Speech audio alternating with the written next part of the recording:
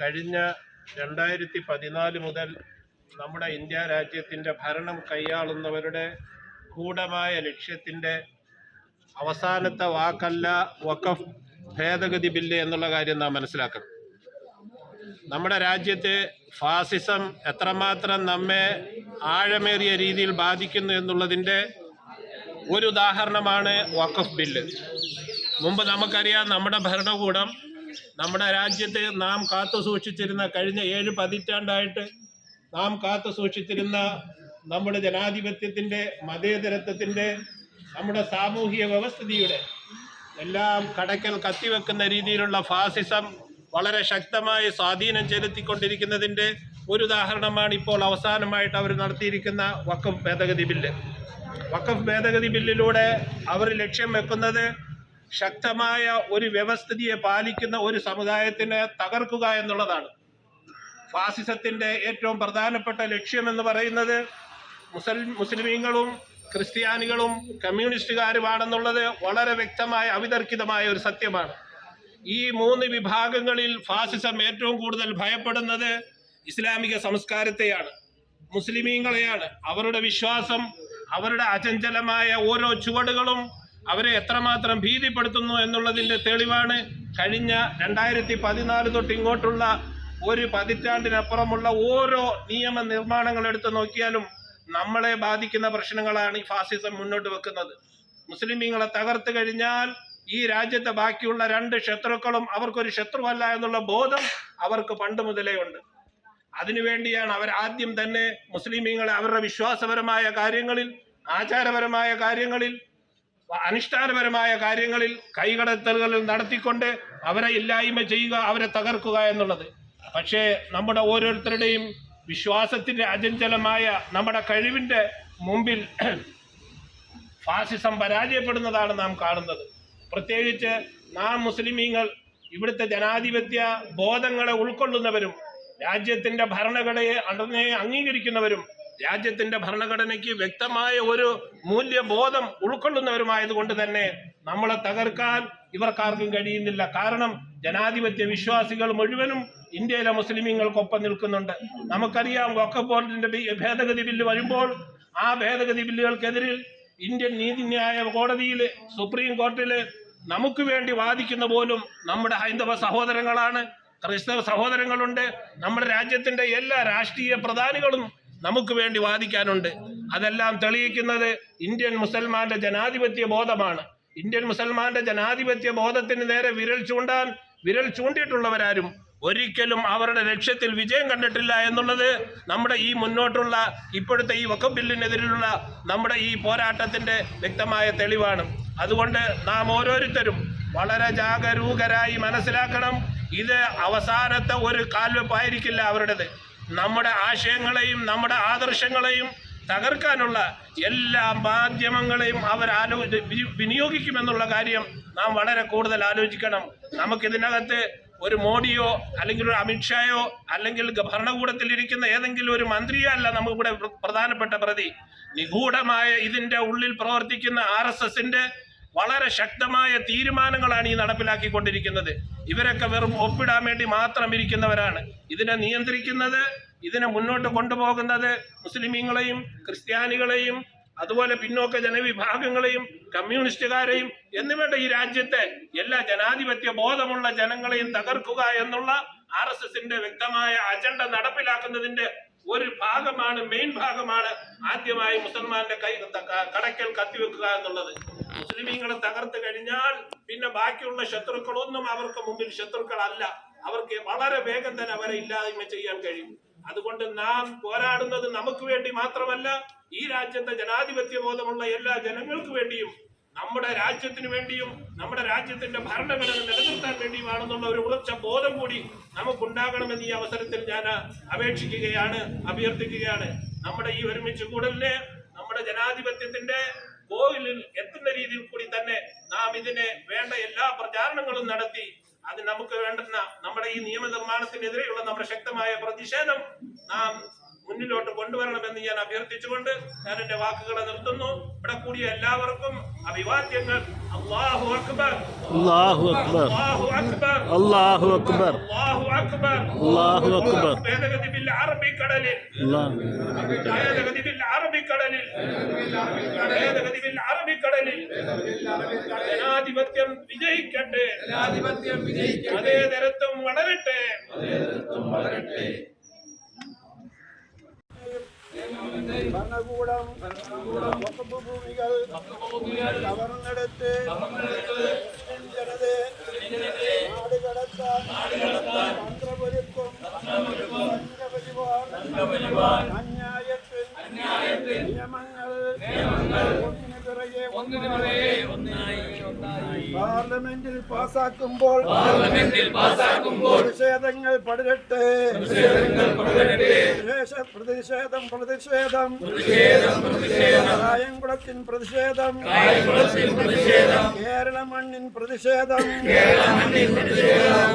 Actin ഭേദഗതി, മുസ്ലിം ചെറിയ നാടുകടത്തും വംശഹത്യ പദ്ധതിയാണ്.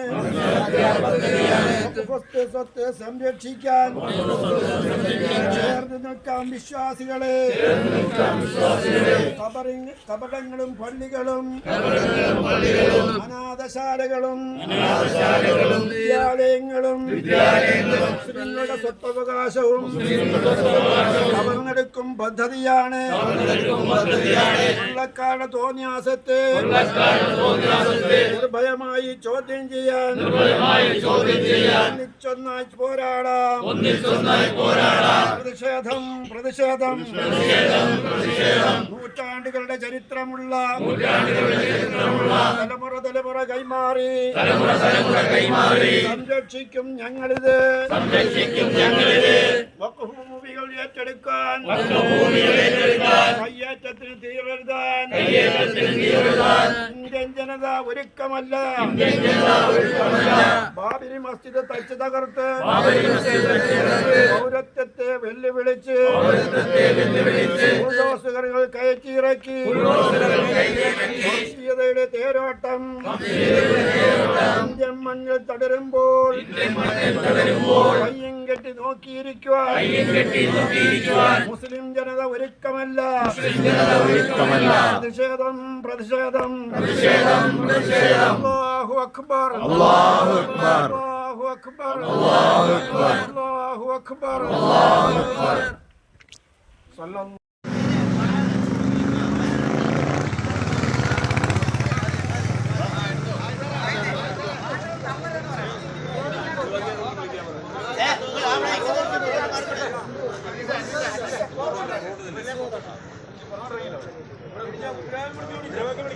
തക്ബീർ വിളിച്ചോ.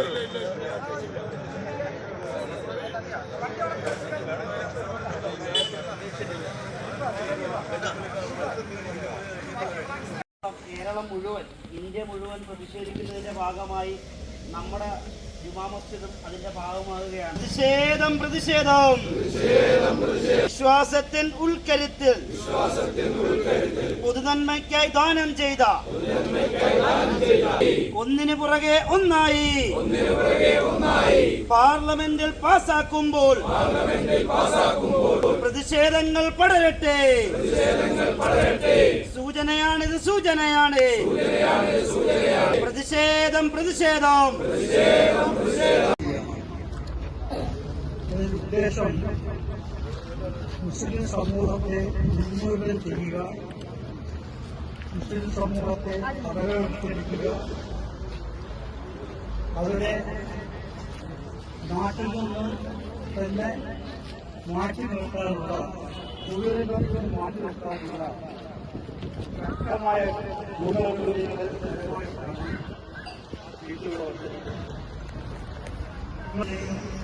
താല്പര്യങ്ങൾ ഒരുപാട് വിധികൾ, മൗലികാവകാശം തെളിയിക്കുന്ന ഒരുപാട് വിധികൾ ഈ നാട്ടിൽ പാസാക്കിയിട്ടുണ്ട്. എന്താണ് അതുകൊണ്ട് ഈ നാട്ടിൽ കാണുന്ന മെച്ചം ചിന്തിച്ചാൽ യഥാർത്ഥത്തിൽ നാട്ടിന് അപകടകരമായ ഹിന്ദു മുസ്ലിം ക്രിസ്ത്യൻ മറ്റു വിഭാഗങ്ങൾ കൈയോട് പോയി കൈ ചേർത്ത് പിടിച്ച് ജീവിച്ചുകൊണ്ടിരിക്കുന്ന അവർ അള്ളാഹുവിന് വേണ്ടി, അള്ളാഹുവിൻ്റെ ദീനിനു വേണ്ടി ഇഖ്ലാസോടെ, നല്ല നിയ്യത്തോടെ അവളുടെ ചോര നീരാക്കി കഷ്ടപ്പെട്ടുണ്ടാക്കിയ സമ്പത്തിൽ നിന്നും പരിശുദ്ധമായ ഇസ്ലാമിൻ്റെ ദീനിൻ്റെ നിലനിൽപ്പിന് വേണ്ടി, ദീനിൻ്റെ പരിപാലനങ്ങൾക്ക് വേണ്ടി, മസ്ജിദുകൾക്ക് വേണ്ടിയും മദ്രസകൾക്ക് വേണ്ടിയും ഈദ്ഗാഹുകൾക്ക് വേണ്ടിയും അതേപോലെ ജനാസ അടക്കുന്നതിന് വേണ്ടിയുള്ള മക്ബറകളായും എല്ലാം യത്തീംഖാനകൾ, അറബിക് കോളേജുകൾ, ഈ ഇന്ത്യ മഹാരാജ്യത്തുള്ള 10,000-കണക്കിനുള്ള സ്ഥാപനങ്ങൾ, ഇതിനെയെല്ലാം തിരിച്ചു പിടിക്കാനുള്ള ഒരു വലിയ ഒരു ഗൂഢതന്ത്രമാണ് ഈ അധികാരികളുടെ ഭാഗത്തു നിന്നുണ്ടായിരിക്കുന്നത്. ഈ ബില്ല് പാസ്സാക്കി അതിൻ്റെ പിറ്റേന്ന് തന്നെ ഗുജറാത്തിൽ നമ്മൾ കണ്ട ഒരു വലിയ സംഭവമാണ്. ഒരു ജനാസയുമായി സാധുക്കളായ കുറച്ചുപേർ മക്ബറയിലേക്ക് വേണ്ടി അടക്കാൻ വേണ്ടി പള്ളി ഖബർസ്ഥാനിലേക്ക് കൊണ്ടുവന്നപ്പോൾ ഗവൺമെന്റ് ഉൾപ്പെടെ പോലീസ് ഉൾപ്പെടെ അതിനെ തടഞ്ഞുകൊണ്ട് ഇത് പൊതുസ്വത്തായി മാറിയിരിക്കുകയാണ്, നിങ്ങളുടെ വീടുകൾ കൊണ്ട് അടക്കാൻ വേണ്ടിയുള്ള വല്ലാത്ത ദയനീയമായ അവസ്ഥ. ഈ സമുദായത്തെ തെരുവിലേക്ക് ഇറക്കി വിടാൻ അധികാരികളുടെ ഏറ്റവും വലിയ തന്ത്രമാണ്. അതുകൊണ്ട് നമ്മളുടെ കഴിവിൻ്റെ പരമാവധി നമ്മളുടെ വിഷമം, നമ്മളുടെ പ്രതിഷേധം ലോകത്തെ അറിയിക്കുക, ഈ ഗവൺമെന്റിനെ അറിയിക്കുക. അതിൻ്റെ ഭാഗമായി പെരിങ്ങാല മുസ്ലിം ജമാഅത്ത്, ഈ സത്യവിശ്വാസികൾ ജുമാ നമസ്കാരത്തിന് പങ്കെടുത്ത മുഴുവൻ ആളുകളും അൽഹംദുലില്ലാഹ് ഇവിടെ കൂടി നിന്നുകൊണ്ട് ഈ പ്രതിഷേധം ലോകത്തിൻ്റെ മുമ്പിൽ, നമ്മുടെ അധികാരികളുടെ ഗവൺമെന്റ് മുമ്പിൽ അറിയിക്കുകയാണ്. ഈ ബില്ലിനെ ഞങ്ങൾ അറബിക്കടലിൽ വലിച്ചെറിയുകയാണ്. ഒരിക്കലും ഖിയാമത്ത് നാൾ വരെയും ഒരു സത്യവിശ്വാസി ഇവിടെ അവശേഷിക്കുന്നതുവരെയും ഈ കരിനിയമത്തെ ആരും അംഗീകരിക്കാൻ പറ്റുകയില്ല. പറ്റാത്ത നയമാണ്. ദീനിനെതിരായൊരു നിയമത്തെ ഒരിക്കലും അംഗീകരിക്കാൻ സാധ്യമല്ല എന്ന് ഉറക്കെ പ്രഖ്യാപിച്ചുകൊണ്ട് നിർത്തുകയാണ്. അല്ലാഹു തആല അനുഗ്രഹിക്കുമാറാകട്ടെ.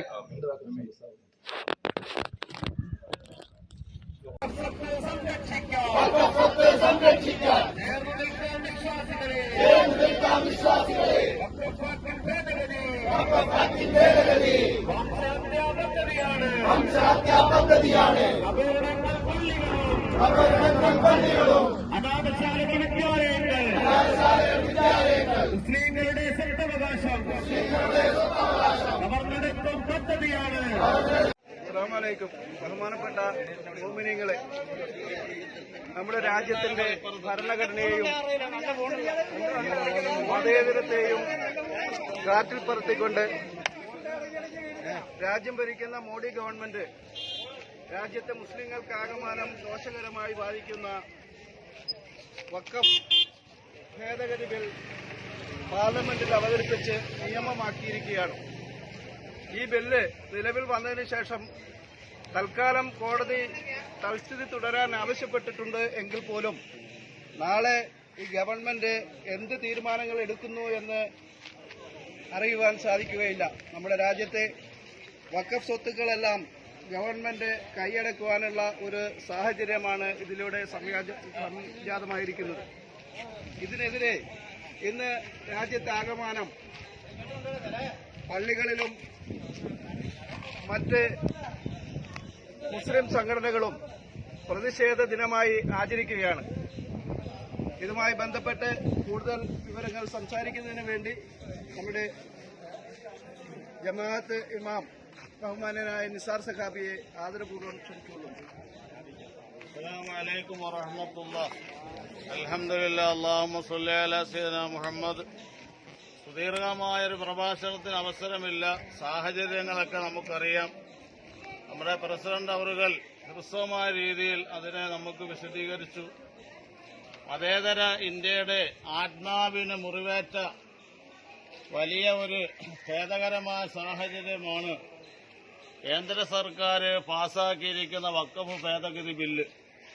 നമ്മുടെ രാജ്യം ലോകത്ത് തന്നെ മാതൃകയായ മതേതര ജനാധിപത്യ സോഷ്യലിസ്റ്റ് റിപ്പബ്ലിക്കാണ്. ഈ രാജ്യത്തെ എല്ലാ ജനങ്ങൾക്കും, മതമുള്ളവർക്കും മതമില്ലാത്തവർക്കും അവരവരുടെ ആശയങ്ങളനുസരിച്ച് ജീവിക്കാനുള്ള എല്ലാവിധ സ്വാതന്ത്ര്യവും നമ്മുടെ ഭരണഘടന വിഭാവനം ചെയ്യുന്നുണ്ട്. ഇപ്പോൾ കേന്ദ്രം ഭരിക്കുന്ന ഫാസിസ്റ്റ് സർക്കാർ ഒരു പ്രത്യേക വിഭാഗത്തെ തെരഞ്ഞുപിടിച്ചുകൊണ്ട് പല രീതിയിലും ആക്രമിക്കുകയാണ്. അവരുടെ മതസ്വാതന്ത്ര്യത്തെ ഹനിച്ചുകൊണ്ടും ഈ രാജ്യത്ത് മതന്യൂനപക്ഷങ്ങളെ ഒന്നൊന്നായി പ്രഹരമേൽപ്പിച്ചുകൊണ്ട് ഇപ്പോൾ മുസ്ലിം സമുദായത്തിന് നേരെയാണെങ്കിൽ തൊട്ടടുത്ത് ക്രിസ്തീയ സമുദായത്തിന് നേരെ അവർ തിരിയും.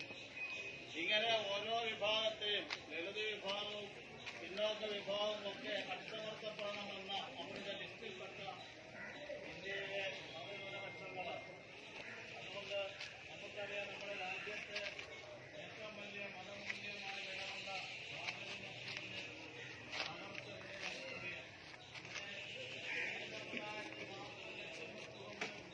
ഓരോന്നോരോന്നായി ഇവിടെ കൈയടക്കിക്കൊണ്ട് ഈ രാജ്യത്തെ മുസ്ലിം സമുദായത്തെ ഇല്ലായ്മ ചെയ്യാൻ വേണ്ടി നിഗൂഢമായ തന്ത്രങ്ങൾ മെനഞ്ഞുകൊണ്ടിരിക്കുകയാണ്. വഖഫ് എന്ന് പറഞ്ഞാൽ നമുക്കറിയാം, ഒരു മുസ്ലിം അവന്റെ സ്വത്ത് അള്ളാഹുവിന്റെ മാർഗത്തിലേക്ക് വിട്ടുകൊടുക്കുക എന്നതാണ്. അങ്ങനെ വിട്ടുകൊടുത്തു കഴിഞ്ഞാൽ പിന്നെ ആ സ്വത്തിന്റെ അവകാശി അള്ളാഹുവാണ്. ആ സ്വത്തിനെ പിന്നെ വിൽക്കുവാനോ ദാനം ചെയ്യുവാനോ മറ്റൊരു മേഖലയിലേക്ക് തിരിച്ചുവിടുവാനോ അത് വഖഫ് ചെയ്ത ആളിന് അവകാശമില്ല. അള്ളാഹുവിന്റെ മാർഗത്തിലേക്ക് വഖഫ് ചെയ്ത സ്വത്തുക്കളെയൊക്കെ സർക്കാരിന് തട്ടിയെടുത്തുകൊണ്ട് മുസ്ലിം സമുദായത്തിന്റെ മതത്തെ അവരുടെ മതചിഹ്നങ്ങളെ ഇല്ലായ്മ